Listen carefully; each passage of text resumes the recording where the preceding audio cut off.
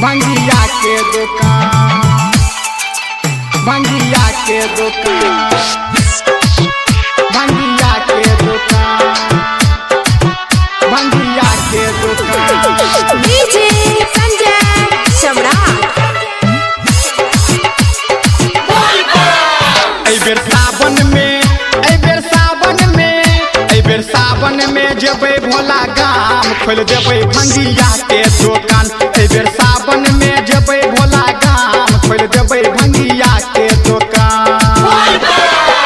बेर सावन में, बेर सावन में, बेर सावन में, बेर सावन में, बेर सावन में जबै भोला गाम खोल देबै भंगिया के दुकान।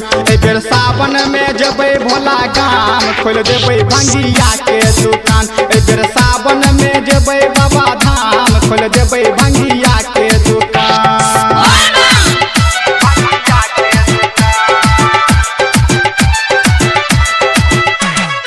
अभी आप सुन रहे हैं झंझारपुर से मिथिला रिकॉर्डिंग स्टूडियो की शानदार प्रस्तुति। डीजे संजय सम्राट। हरदम भंगिया तो पीस के भोला तोरा दरबार में भेजबा गोला गोला।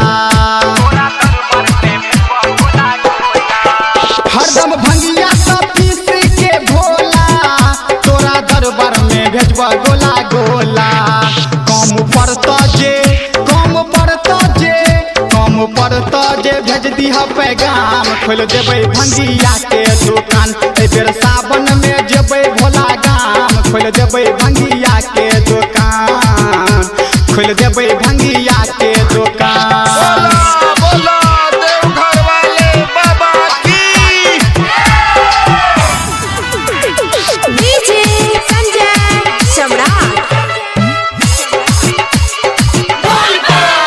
भांग के गोला नहीं भोला कम पड़ता, जेते चाही गौरा जी हरदम मिलता।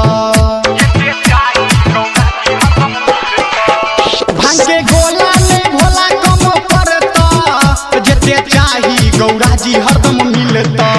हौ पिलाई देबा, हौ पिलाई देबा, हौ पिलाई देबा गजा और भांग खोल देबै भंगिया के दुकान।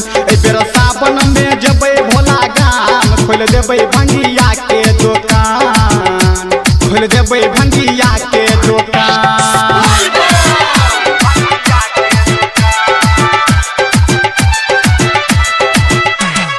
अभी आप सुन रहे हैं झंझारपुर से मिथिला रिकॉर्डिंग स्टूडियो की शानदार प्रस्तुति। डीजे संजय सम्राट। राजू साजन दिगंबर भोलवा अभिषेक चढ़ेता तोरा जलवा।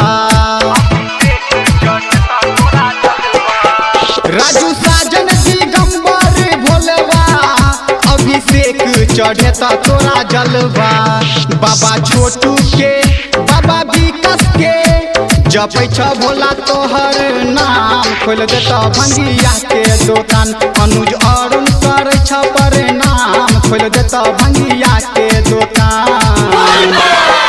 बेर सावन में, बेर सावन में, बेर सावन में, बेर सावन में, बेर सावन में जबै भोला गाम खोल देबै भंगिया के दुकान।